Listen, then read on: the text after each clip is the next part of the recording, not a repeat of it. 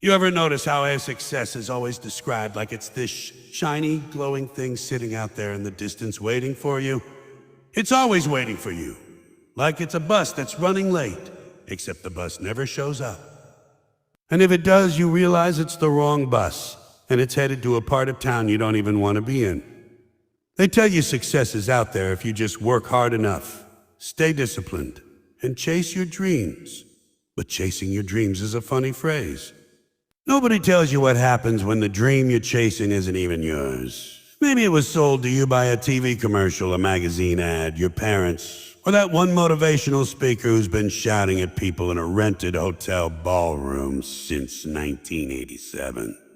That's what cracks me up about success. It's like a mirage in the desert. You keep crawling toward it thinking, if I can just get to the palm trees and the little pool of water, I'll be set. But when you finally get there, poof, it disappears, and now it's a little further out. Success always moves the goalposts, always. When you're a kid, they tell you success is getting good grades. Get that little gold star, you're on your way. Then you get to high school, and suddenly success is getting into the right college. Then college comes around, and now it's all about landing the perfect job. Then you finally get the job, and they go, oh, no, you're not successful yet. You need the corner office. So you bust your hump for 10 years to get that corner office. And the day you move in, they tell you, well, now real success is running the company. And by the time you even sniff the CEO chair, you're bald, you're tired, you've had 3 divorces, and your liver has filed for bankruptcy. Success is like one of those carnival games where the ring is supposed to land on the bottom. You think you're getting close, you toss it just right, you feel good about it. But no matter how many rings you throw, the damn thing never fits. The guy running the booth is laughing at you, but instead of admitting it's a scam, you keep digging for quarters. That's the corporate ladder. That's the American dream. And isn't it funny? They call it a dream because you gotta be asleep to believe it's working. You ever notice nobody can define success? Ask 10 people what success is and you'll get 12 answers. Some will say it's money, some say it's fame, some say it's happiness, some will say it's about leaving a legacy. Legacy.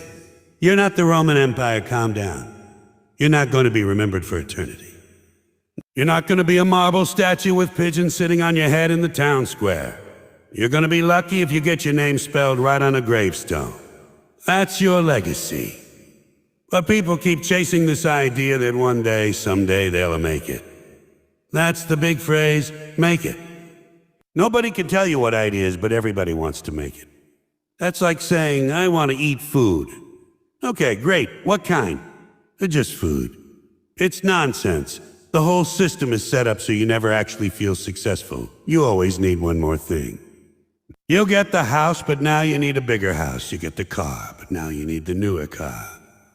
You'll get the paycheck, but now you need the promotion. And right when you think you've caught success, they quietly change the rules. It's like chasing after the finish line in a marathon, and some guy keeps picking it up and running another half mile ahead of you. The faster you run, the faster he moves it. And you're so busy panting, sweating, and swearing that you don't even realize the race was rigged in the first place. You know where you see the best proof of this? The neighbor effect. People don't measure success by how they feel, they measure it by what their neighbor has. If your neighbor buys a new car, suddenly your car feels like a piece of junk. It doesn't matter if it runs fine, doesn't matter if you love it, doesn't matter if you just paid it off. The neighbor's car shines in the driveway, and now you're ashamed of yours. That's how they get you. It's not about you being happy, it's about you being jealous. They sell you success through envy. That's why advertisers always show you someone who's better looking, richer, and happier than you'll ever be. Because they know you'll chase that fake image just to feel like you caught up. And that's why people end up exhausted, broke, and still convinced they're failures. Because no matter how much you've done, there's always some clown with a bigger boat. And that's the joke, isn't it? You chase the carrot, but even if you get it, it tastes like cardboard. You chase the boat, but the guy with the yacht looks down on you. You chase the job, but the guy with the private jet laughs at you. And the guy with the private island, he doesn't even know you exist. Meanwhile, you miss the whole point. The only real success was maybe enjoying the damn sandwich you were eating on your lunch break. But you didn't taste it because you were too busy checking your phone for some promotion email that never came. They don't want you to feel successful. If you feel successful, you stop buying things. You stop chasing. And the machine can't have that. The machine runs on your dissatisfaction. It runs on your constant hunger for more. That's why you're never enough. That's why the finish line always moves. Because the moment you sit down and say, you know what, I'm good, the whole economy collapses. They need you miserable. They need you anxious. They need you thinking you're falling behind. That's why magazines and TV shows are filled with the top 10 ways to get ahead and the secrets of the successful. Because if you ever figured out that the whole idea of chasing success is a trap, you'd unplug. You'd stop running. You'd laugh in their faces and go enjoy yourself. It's amazing how people can spend their whole lives chasing something they don't even understand. People give up decades of their lives trying to look good in somebody else's scrapbook. Think about that. They're running marathons not because they like running, but because they want a medal that'll sit in a drawer. They're buying cars not because they need transportation, but because they want the guy at the red light to notice. They're buying suits not because they're comfortable, because they want some stranger in an elevator to think, oh, he must be important. They're spending money they don't have to impress people they don't even like, in hopes that somebody somewhere will stamp them with the word successful. It's insanity. And here's the kicker. The more you chase it, the less satisfied you are. You ever meet people who are considered as successful? The big shots, the executives, the ones with the big houses? Half of them are miserable. They've got ulcers, stress, no time to sleep, and their kids don't talk to them. That's success, that's the dream. If that's the prize at the end of the race, maybe the race ain't worth running. Maybe the smart ones are the people sitting on the porch with a cup of coffee, laughing at the rest of us running in circles like idiots. And that's the ultimate gag, isn't it? Success is always out there, always around the corner, always just a little more than you have right now. And when you finally think you've got it, you realize it doesn't exist. It was smoke, it was mirrors, it was a carrot on a stick. The real success was never at the finish line. The real success was realizing the finish line was fake in the first place. You know, after all the chasing, after all the sweating, stressing, clawing, and running around like a hamster on an exercise wheel, people never stop to ask the simplest question, what actually matters? Because if you strip away all the nonsense, all the sales pitches, all the billboards and slogans and corporate brainwashing, you're left with one basic truth. Most of the stuff you thought was important isn't. And the stuff you thought was a waste of time, that's the good part. That's the real pride.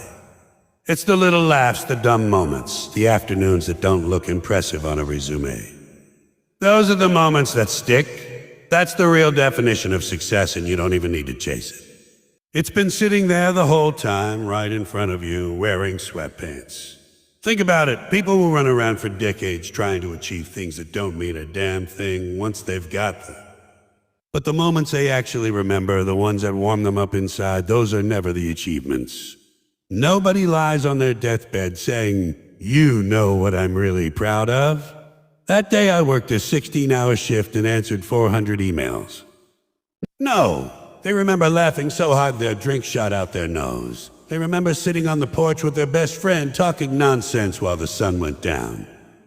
They remember the silly inside jokes, the road trips where everything went wrong, the days they skipped work and went to the beach. That's the stuff that fills up your life. And isn't it funny? Most of the time, the moments that matter the most are the ones society tells you don't count. That's the cosmic joke right there. The scoreboard's been rigged. They tell you points only come from promotions, paychecks, and plaques on the wall. Meanwhile, the real points are being handed out when you're busy laughing at a dumb joke or eating pancakes at midnight with friends. But nobody counts those. Nobody gives you a certificate for a most belly laughs in a week. Nobody shakes your hand and says congratulations, you really nailed it when you decided to sleep in on Sunday instead of answering work emails. You know why? Because if they admitted that was real success, the whole system falls apart. They need you thinking you're a failure so you'll keep working, keep buying, keep running. But the moment you realize happiness doesn't cost anything, the whole chase looks ridiculous. And you see this everywhere. People think real success is supposed to look shiny, a new car, a big house, expensive clothes. But the truth is, most people are happiest in the simplest moments. Sitting in old sweatpants, eating leftover pizza, watching something dumb on TV, or laughing with friends about absolutely nothing. That's real. That's genuine. And it doesn't require a trophy, a paycheck, or a social media post. Nobody needs to like it for it to count. It counts because you felt it. You laughed, you lived, you were there. The trick is nobody tells you that. They don't want you realizing that life was never about the chase. It was about noticing the stuff you've been running past this whole time. You ever watch people in the city? Everybody's rushing, running, bumping into each other, late for something, stressed about something. And in the middle of it, there's some kid blowing bubbles or some old guy feeding pigeons, and they're having the time of their lives. Meanwhile, everybody else is sprinting past, too busy chasing a success to notice there's a little kid laughing at bubbles floating through the air.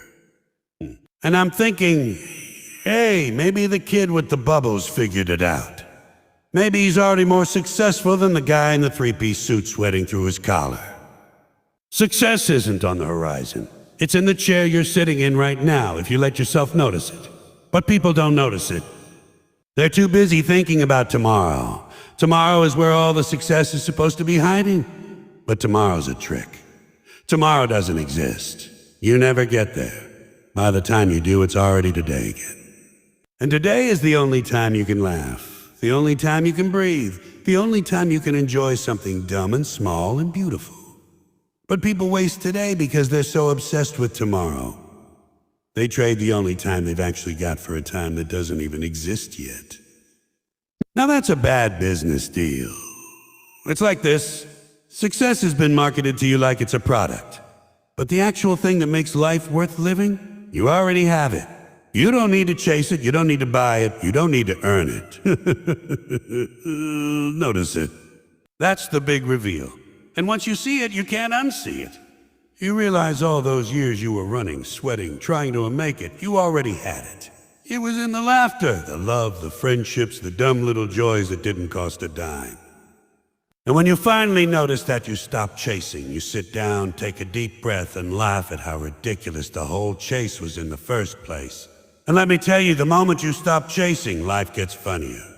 Because all the pressure falls away. You don't care if someone else has a bigger house. You don't care if somebody else got the promotion. You don't care if your neighbor bought a fancier car. You don't even notice. You're too busy laughing at something stupid your friend said, or enjoying the way the coffee smells in the morning, or watching your dog try to chase its own tail like it's the Olympics. That's when you realize you're not behind. You were never behind. You were never behind. The finish line was a scam. The race didn't matter. The only thing that mattered was whether you enjoyed yourself along the way. And isn't it perfect? The day you stop chasing success, that's the day you accidentally trip over the only success that was ever real. You realize it was never about status, money, or achievements. It was about being alive, being present, being able to laugh at the absurdity of the whole setup. That's it. That's the punchline. And once you get it, the chase looks ridiculous, like running after your own shadow. You'll never catch it, and you don't need to. The shadow's been with you the whole time. So if you really want to know what success is, it's not in the corner office. It's not in the bank account. It's not in the applause. It's in the laughter, the peace, the silly moments that don't make the highlight reel. Because when the credits roll on your life, the only thing that'll matter is whether you laughed enough along the way. And if you did, you already won. Isn't it funny how people will give up their entire lives chasing something they don't even enjoy, just because someone told them it's called success? You'd think success would at least come with a user manual. Maybe a little booklet in the mail. Here's how to win. Here's what you'll get, and here's how to spend your prize money. But no, instead you spend 30 years working for something you can't even describe, and by the time you get there, you don't even like it. You're too tired to enjoy it. You're too tired to enjoy it. You're too busy wondering if somebody else has more of it than you do, and the price for that? Oh, it's heavy. It's not just money. No, money's the cheap part. They take your time. They take your energy. They take your sleep, your weekends, your sanity. Success is the most expensive thing in the world, and half the time, the bill shows up after you've already paid. They tell you hard work pays off. Maybe it does, but it pays somebody else. You work 60 hours a week. You're stressed, you're exhausted, your hair's falling out, your back hurts, and all you get is a paycheck that disappears before you even cash it. Meanwhile, the guy who signs the checks is on a yacht somewhere, drinking champagne and wondering why you didn't work overtime. You ever notice how people brag about working too much? I put in 70 hours this week. That's not an achievement, that's a medical condition. That's not success. That's Stockholm Syndrome with a time clock. People act like being overworked is a badge of honor. No, it's not. It's a warning label. If you were building a machine and it overheated every day, you wouldn't brag about it, you'd fix it. But with people, they go, "Oh, I only slept 4 hours last night because I was hustling." That's just a fancy word for being robbed slowly. And families forget about them. People sacrifice their families for a success all the time. They miss birthdays, they miss dinners, they miss their kids growing up. They tell themselves, "I'm doing it for them." Yeah? Ask the kid. Ask the kid if they'd rather have a dad at the baseball game or a dad who bought them a new TV. You think a 6-year-old is sitting there saying, "Gee, I wish Dad was in the office right now, so one day I can inherit a timeshare." No, they just want you to show up. But no, you're too busy chasing that bonus. And then when you finally get it, the kid's in college, and the only thing they want from you is your credit card. That's the price. You know what else people trade in for success? Peace of mind. People live in a constant state of stress just to keep up. They wake up to alarms, they rush through traffic, they spend all day looking at emails, and by the time they get home, they're so fried they can't even enjoy the little bit of life they have left. But it's all worth it, right? Because you're building something. That's another great phrase. I'm building something. Yeah, what you're building is high blood pressure. You're building a file full of medical bills. You're building a collection of regrets that'll keep you company when you're too old to do anything about them. And let's talk about happiness. Let's talk about happiness. The great irony is people sacrifice their happiness to achieve happiness. Isn't that insane? They tell themselves, "Once I get the promotion, I'll be happy. Once I get the bigger house, I'll be happy. Once I save enough money, I'll be happy." And in the meantime, they're miserable. They think happiness is like a coupon you can only redeem after you've collected enough stamps. Happiness isn't a retirement plan. You can't keep putting it off until you're 70, because by the time you're 70, you'll be too busy figuring out which pills you're supposed to take before breakfast. It's like people are living life on layaway. You know layaway, where you make all the payments up front, and maybe, if you're lucky, one day you finally get the thing. That's what people do with their lives. They spend every day paying and paying, working and working, stressing and stressing, and maybe one day, if nothing goes wrong, they'll finally cash in their life savings and call it a success. But you don't get a refund if the store closes early, and the store always closes early. And the funniest part, the reward never matches the price. You think climbing the ladder is going to bring you happiness, but all it does is put you in a higher office where you're stressed even more. You think more money will buy you freedom, but now you've got more bills, more taxes, more responsibility, and more people waiting for you to fail. You think fame will bring you joy, but now you can't even go to the grocery store without someone asking you to take a selfie while you're trying to buy toilet paper. Doesn't sound like freedom to me. So people pay and pay and pay, and what do they get? Stuff. Just stuff. A closet full of clothes they don't wear, a garage full of gadgets they don't use, and a house full of furniture they bought on credit. They're drowning in possessions, but starving for meaning. That's the deal. You give up your life, and in return you get a collection of shiny things that need dusting. Congratulations, you're successful. It's like trading in your soul for a coupon book. You'll give up your laughter, your weekends, your mornings, your evenings, all so you can get a few gift cards that expire before you use them. And the people who cash in early, who spend all their time working, they look around one day and realize the whole thing was a scam. They spent their whole life paying the toll, but they never got on the ride. And isn't it strange how nobody questions it? Everybody knows someone who's miserable and who's successful. We all know that person who has the nice house, the fancy car, the good job, and they're still miserable. You'd think that would raise a red flag. But no, instead of saying maybe this whole idea of success is broken, people say, well, maybe if I work harder, I'll be different. You won't be different. You'll just be another tired face at the red light, staring at the steering wheel, wondering why the hell you're not happy yet. The truth is, people don't want success. They want the feeling they think success will bring. And that's the cruel joke. You give up everything chasing the feeling, and the feeling never shows up. They sold you an empty box. You worked your whole life, paid every price. And when you open the box, there's nothing inside but a receipt that says, thanks for playing. Yeah. And the funniest part of all, when you stop paying, when you stop chasing, when you stop worrying about success, that's when you finally feel it. That's when you finally taste the happiness you've been starving for. Not when you're on top of the mountain, not when you're in the corner office, not when you've got the big paycheck. No, it's when you sit down, take a breath, and realize you were already fine before you ever started running. That's the only bargain worth making. And the price for that? Nothing.